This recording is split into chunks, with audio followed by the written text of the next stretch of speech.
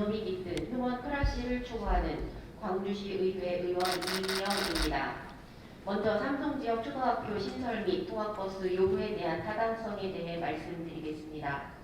시민청원 광장을 통해 삼성초등학교 신설을 요구하는 내용에 1월 30일 기준 2,185명이 지지 의사 표현을 하고 있습니다.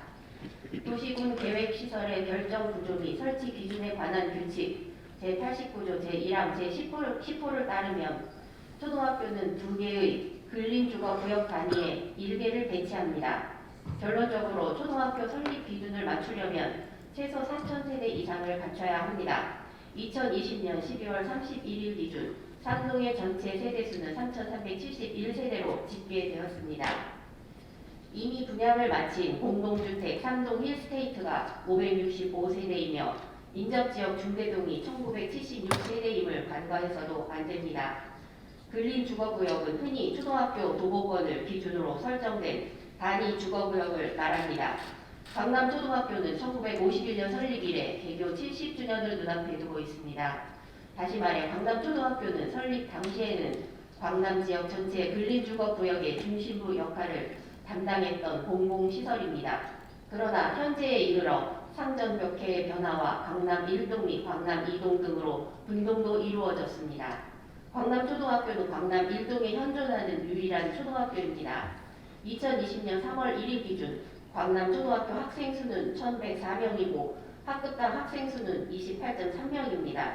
향후 2023년까지 입주 예정인 공동주택 세대만 해도 1,189세대입니다. 교육부 자료에 근거한 2020년 경기도 내 초등학교의 평균 학급당 학생 24.3명보다도 과밀합니다.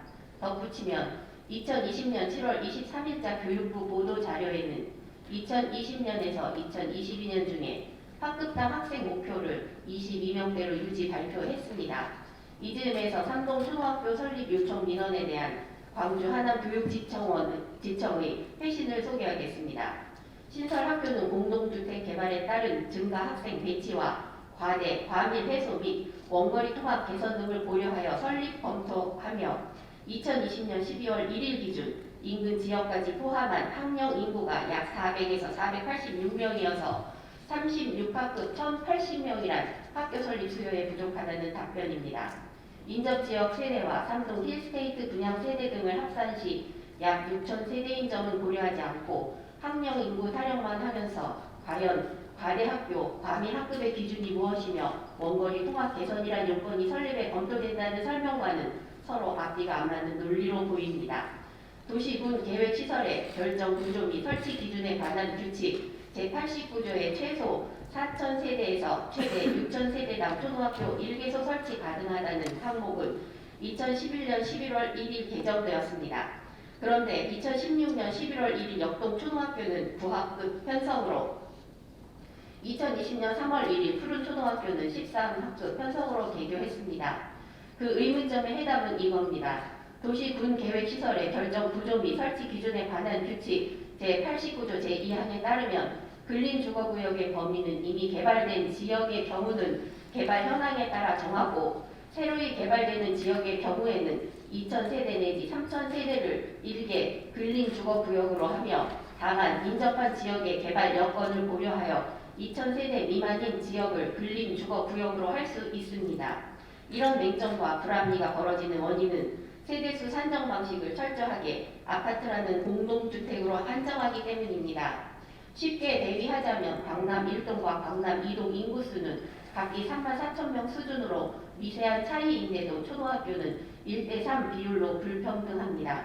말하자면 같은 연도에 입주자 모집 공고를 시행한 공동주택의 세대만 학교 신설 기준 세대수로 인정하는 겁니다. 일반적으로 우리나라 교육계에서 과대학교, 과밀학급 기준은 시도별로 조금씩 다르나 통상 학생수 30명 이상이면 과밀학급, 전교생 1,000명 이상이면 과대학교로 분류합니다. 100번 양보하여 이 기준에 견주어 보더라도 이미 광남초등학교는 과대학교이고 과밀학급 턱밑까지 이르렀습니다. 교육지청의 회신에는 초등학교 설립기준 세대수에 대한 해명이 전무하고 공동주택 밀집지역과 비밀집 지역 간 교육 격차와 불평등을 용인하는 처사이자 팔짱만 끼고 있는 아니하며 무책임한 분석입니다. 이제 변모한 삼동과 중대동의 세대 규모, 상업시설 및 철도를 포함한 내부 도로 체계 등을 감안한 단지 계획 차원은 물론 주민 생활의 편리성, 쾌적성, 사회성, 교류 등을 도모할 수 있는 물리적 주거 환경을 배치하는 공간 및 사회 계획적 특성을 고려하더라도 초등학교 신설은 필요합니다. 또 한 가지 원성이 높은 문제는 4km가 넘는 통학거리로부터 등하교를 해야 하는 어려움으로 학원차를 이용해 통학하는 학생들이 대다수라는 점입니다. 이는 원거리 통학권으로 인한 교육권 침해와 원치 않는 사교육비 지출을 방지하는 또 다른 문제점을 노출하고 있습니다.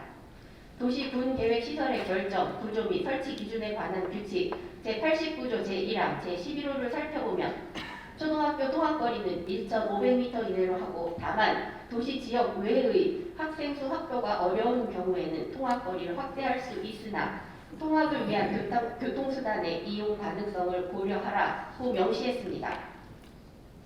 2020년 4.15 총선 공약의 하나로 민주당이 학교 반경 1.5km 밖에서 거주하는 원거리 통학생 비중이 높은 학교를 대상으로 통학버스 배치 운영한다고 발표한 바도 있습니다. 뿐만 아니라 민선 7기 공약 중 하나가 교육 예산 2배 증액입니다. 집행부의 지난해 교육 예산이 약 238억이었고 그 중에 각종 학교 교육 여건 개선 사업의 교육 경비 보조금이 214억이었습니다. 무상급식, 무상교복, 성면 제거 등 교육 복지 확대와 교육 환경 개선에 관심과 지원을 아끼지 않고 있습니다. 그러나 정작 가장 기본적인 학생들의 권리는 안전한 통학권입니다. 집행부는 교육지원청과 협의와 보조를 맞춰야 하는 업무이기 때문에 애로가 많은 걸로 압니다.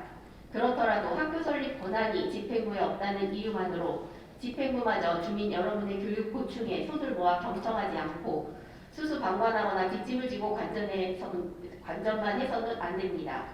학교 설립 행정 절차가 본궤도에 오르기 위해서는 우선적으로 경기도 교육청 자체 재정 투자 심사는 물론 교육부 중앙 투자 심사도 통과해야 합니다. 지자체와 교육지원청, 양위가 모두 유기적인 협조를 통해 교육 현장의 과제 발굴을 해야 할 책임을 지고 있습니다. 교육지원청의 학교 설립 기본계획 수립과 학교 설립 계획 심의가 시발점입니다. 교육지원청의 팔목을 비트는 한이 있어도 학교 설립 원탁에 앉혀야 합니다. 학생들의 미래가 조건과 흥정의 대상이 되어서는 안 됩니다.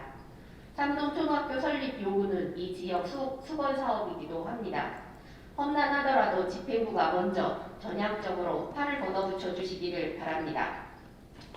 그런 측면에서 5가지를 집행부에 질의하겠습니다. 첫째, 교육지원청이 제시한 학교 설립 수요 36학급 1080명 기준은 학교용지 확보 등에 관한 특례법 시행령 제2조의 2, 제1항에 초등학교의 적정규모 학교용지는 36학급이란 근거에 기초했다고 봅니다. 저는 이 기준이 학교 용지에 대한 기준 근거이지 학교 설치 기준은 아니라고 생각합니다. 2020년 12월 31일 기준 삼동의 세대수가 3,371세대와 삼동 힐스테이트의 565 분양 세대수를 합하면 4,000세대에 육박합니다. 더구나 인접지역인 중대동의 1976세대까지 더해지면 6,000세대에 근접합니다. 초등학교 설치 비율 2개, 근린주거구역 1, 2개교 기준 세대수 4,000에서 6,000세대 등과 관련하여 공동주택이 아닌 기존 세대수 산정 방식에 대한 명료한 해석을 주시기 바랍니다. 둘째, 삼동초등학교 설립 요구는 삼동만의 문제가 아니라 광남 1동 주민 전체의 문제입니다. 과대학교, 과밀학급이 아닌 쾌적한 학교 환경을 누릴 교육권이 있습니다. 95년 12월 29일 학교용지 확보 등에 관한 특례법이 제정된 이래 제5조에 따라 광남 1동 지역에서 징수한 학교용지 부담금 내역을 밝혀주시기 바랍니다. 셋째, 학교용지 확보 등에 관한 특례법 제3조 제1항에 따르면 300세대 규모 이상의 개발사업 시행자는 학교용지의 조성, 개발에 관한 사항을 포함한 개발 계획을 수립해야 합니다. 이전과 관련하여 삼동 힐스테이트 공동주택 사업 시행의 경우 학교용지 조성, 개발 계획 여부를 소명해 주시기 바랍니다. 넷째, 학교 설치 기준을 미충족한 상황에서 학교를 건립할 경우 교육부 교부금 지원을 받지 못합니다. 사업비 전액을 교육청에서 부담해야 함에 따라 학교 신설에 부정적입니다. 2020년 4월 23일 지방교육행정기관 재정투자사업심사규칙 제3조가 개정됨에 따라 100억 원 이상 300억 원 이하 신규 투자 사업 중 교육부 특별교부금을 받지 않는 조건에서는 자체 투자 심사가 가능합니다. 삼동초등학교 신설 요건 미충족으로 교육부 투자 심사가 불가할 경우 교육청 자체 심사로 학교 신설 사업 추진을 할 결심이 있는지 질의합니다. 다섯째, 저는 가칭 광주시 안심통합버스 운영 지원에 관한 조례를 마련하여 제출한 상태입니다. 원거리 통학으로 인한 불편과 원치 않는 사교육비 발생 등의 해소, 그리고 안전한 통학권 보장을 위해 안심통합버스 운영을 추진해 줄 것을 촉구합니다. 다음은 대전지구 철도 계획의 실효적 대응책에 대해 말씀드리겠습니다. 2020년 12월 31일 기준 광남 이동 인구만 해도 1만 1,680세대, 3만 4천명 수준에 이르고 있습니다. 24개 공동주택 단지가 들어서 있는 광남 이동구역과 광남 1동에 위치한 6개 공동주택 단지를 품고 있는 태전지구는 우리 시에서는 명실공히 고밀도 매머드 공동주택 커뮤니티입니다. 게다가 지구단위 계획 인구가 2만 명을 상회하는 고산지구가 인접해 있으므로 이 일대의 인구 밀도는 더 이상 말할 나위가 없습니다.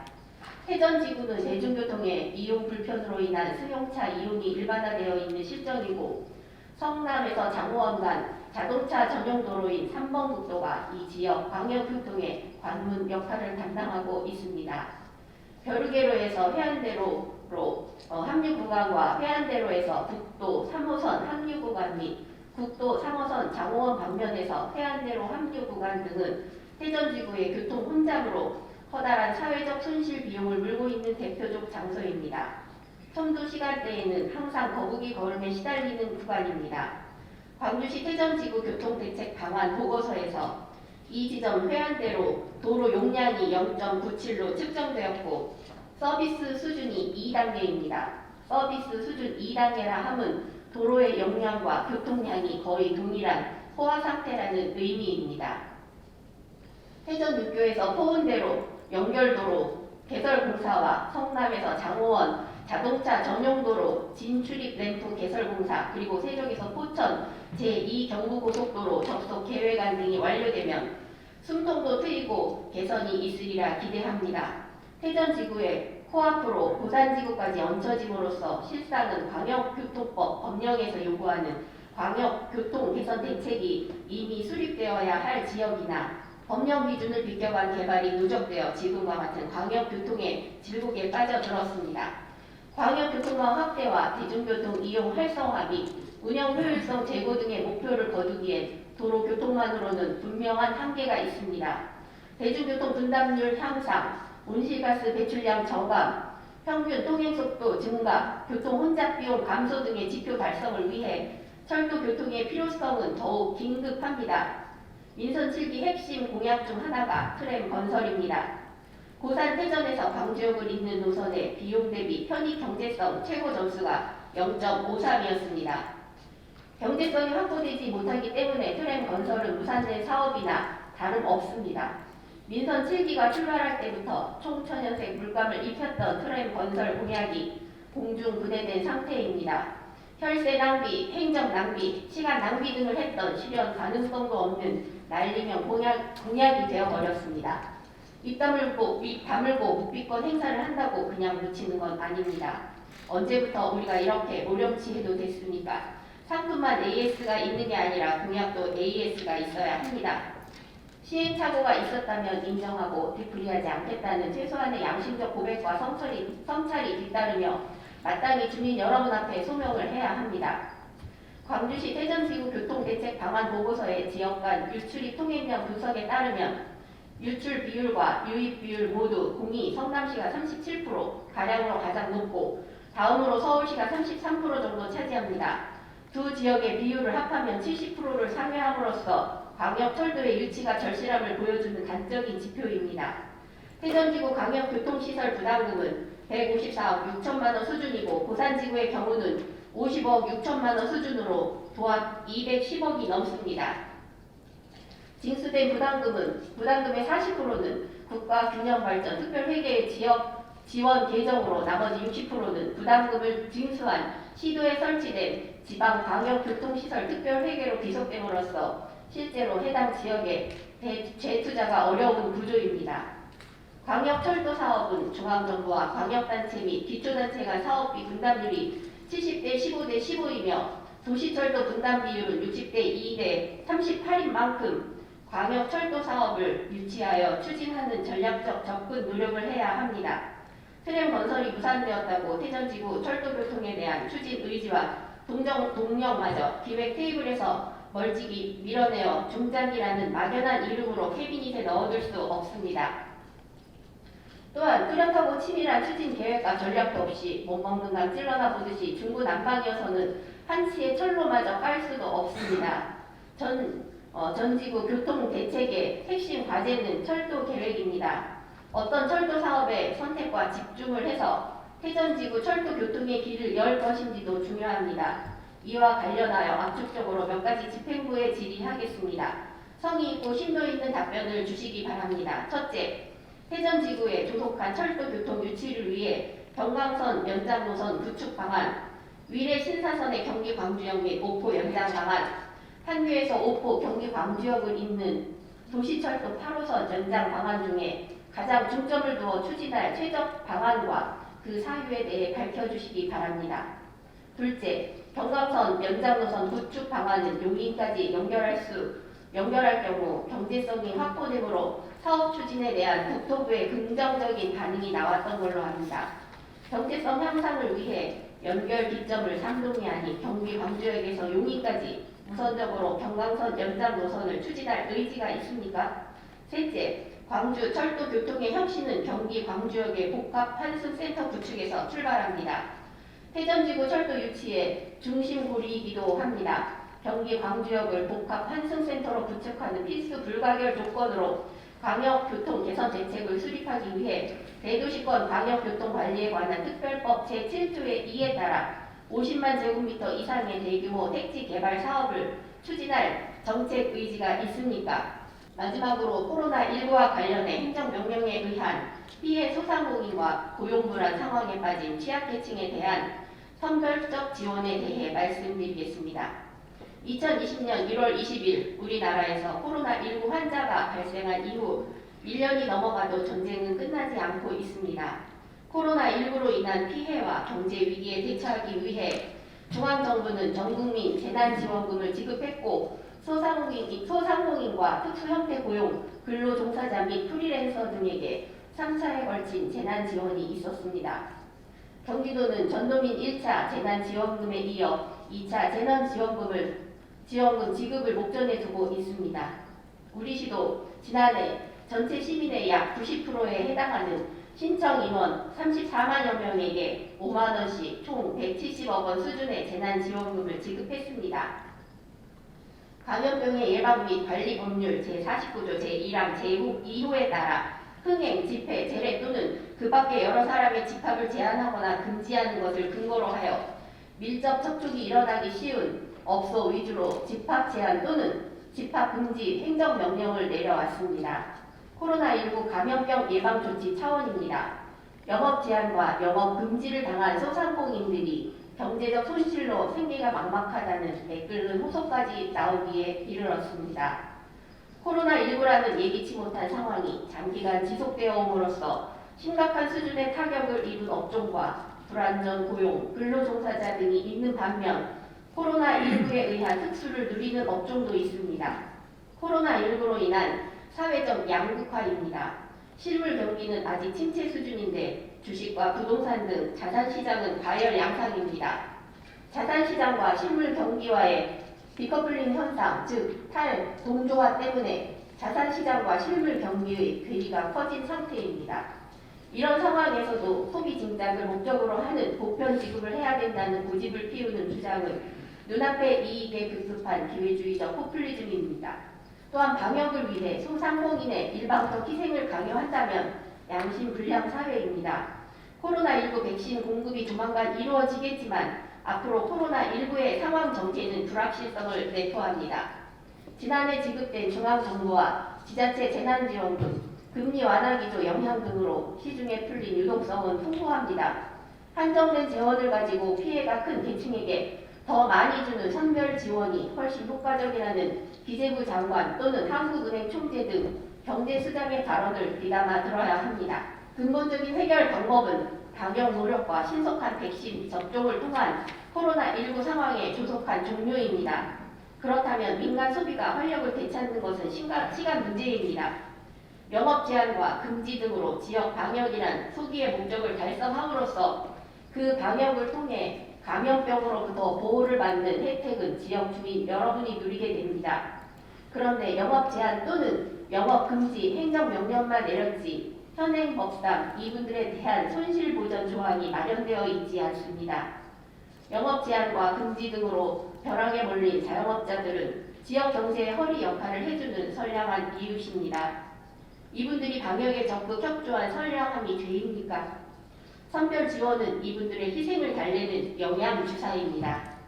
이분들에 대한 지원은 공짜가 아닙니다.